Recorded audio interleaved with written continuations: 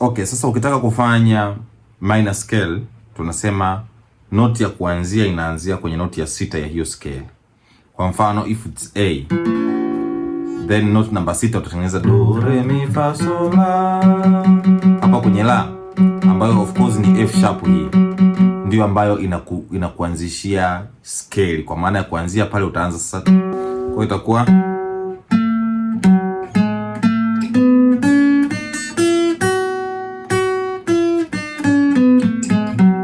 ni hapa.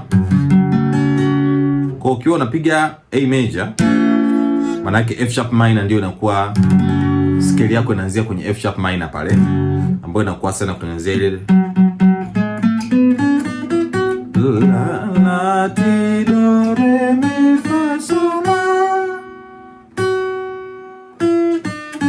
la sol fa mi re do ti la ti do re mi fa sol la sol fa mi re do ti la.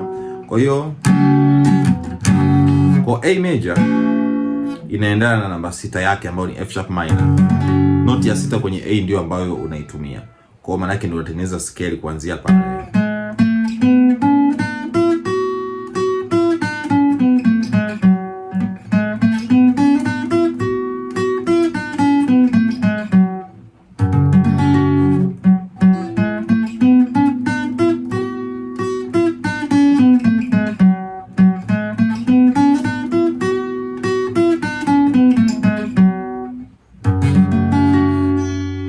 Hivi ndivyo ambavyo tunafanya kutengeneza minor scale. Kwa hiyo minor scale yako yote ukitaka kuidevelop, nenda kwenye position yote uliyopo, wewe piga tu noti ya 6 ya huo ufunguo.